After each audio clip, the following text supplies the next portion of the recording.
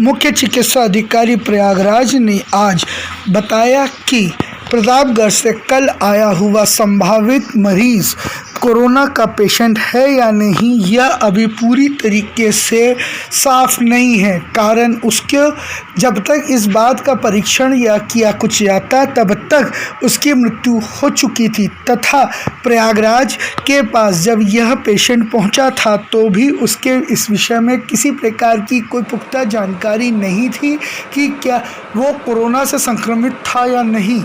इस बाबत लोगों के ही द्वारा कही गई बातों को आधार मानकर उस व्यक्ति को कोरोना पेशेंट मान लिया गया था।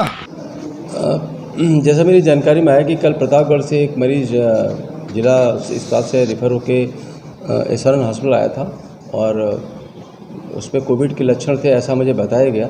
उस आधार पे उन्होंने उसको सस्पेक्ट मान के इलाज शुरू किया, लेकिन वो थोड़ी देर बाद ही उसकी मृत्यु हो गई। कुछ उसका और एलिमेंट था, ब्रोंकाइटिस का पेशेंट था, क्रॉनिक ब्रोंकाइटिस मरीज था, उतनी जांच वगैरह भी नहीं कर पाए थे वो लोग। उसके बाद फिर ये हुआ कि अगर सस्पेक्ट है तो उसको एक हमारा बॉडी बैग होता है उसके अंदर हमने रखवा दिया था और सबको लिस्ट भी बना ली थी कौन कौन से डॉक्टर्स उसको अटेंड किए थे। लेकिन जैसे मेरी प्रिंसिपल साहब से बात हुई उस सस्पेक्ट को हम लोगों ने पॉजिटिव मरीज मानते हुए सारे प्रिकॉशंस पर्सनल प्रोटेक्टिव किट जो भी इन्फेक्शन प्रिवेंशन के प्रोटोकॉल से उसको पालन करके ही उसका इलाज किया गया था। तो वो कोई हवा की बात नहीं थी और जैसे ही उसकी मृत्यु हुई तो उसको बॉडी बैग में रख दिया गया था। चूँकि इसकी जांच नहीं हुई थी तो जांच के सब पे लिया गया था और कल हमने इसकी इमरजेंसी में जांच करवाई। उसकी जांच निगेटिव आई रात में करीब 11:30-12 बजे, तो वो सस्पेक्ट था लेकिन निगेटिव निकला। तो कोई ऐसा नहीं था। अगर ये कहीं पॉजिटिव निकलता तो प्रतापगढ़ से जहाँ रेफर हुआ था, एम्बुलेंस जहाँ से आई थी, सारे सिस्टम को हमें क्वारंटीन में रहना पड़ता। लेकिन वैसी नौबत नहीं आई, ये निगेटिव मरीज़ था। एक शंका थी लोगों को कि शायद इसको कोरोना सस्पेक्ट है।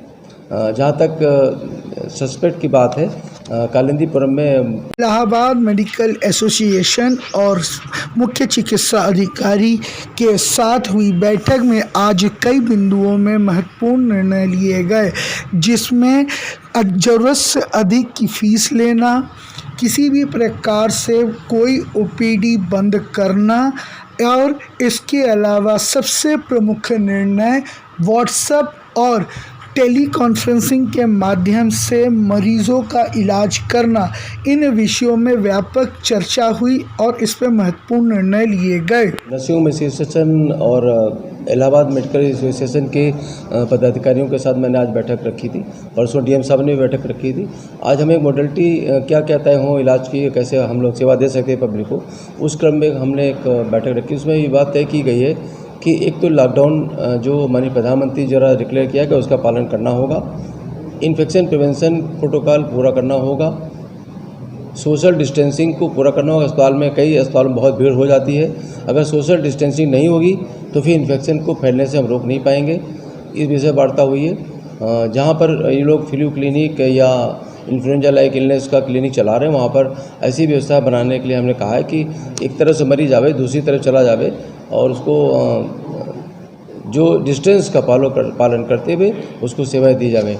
इमरजेंसी में एक खबर आई थी हमको कि शायद ये लोग इमरजेंसी में कोविड के मरीजों को अटेंड नहीं कर रहे हैं। इस विषय में इन्होंने सब ने कहा है कि नहीं, हम पेशेंट को अटेंड करेंगे और अगर सस्पेक्ट होगा तो उसकी भी हम जांच करवाएंगे, जो हमने सिस्टम बताया है।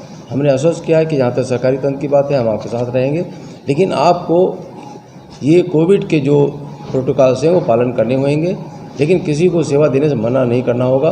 अगर कोई सस्पेक्ट व्यक्ति है तो आप पर्सनल प्रोटेक्टिव किट का प्रयोग करते हुए जिस तरह से हम लोग इलाज कर रहे हैं उसी तरह वो इलाज देवेंगे। एक बात और मेरे साथ ज्ञान में आई थी कि कुछ लोग ज़्यादा पैसे चार्ज कर रहे हैं। इसमें मैंने सख्त हिदायत दी, अगर ऐसा कोई पकड़ा जाएगा तो उसके खिलाफ एपिडेमिक कंट्रोल के एक्ट के अंतर्गत कार्रवाई की जाएगी। किसी भी परिस्थिति में मरीज से ज़्यादा पैसे वसूली की बात नितांत गलत है, इंसानियत के खिलाफ है और ये नहीं होना चाहिए।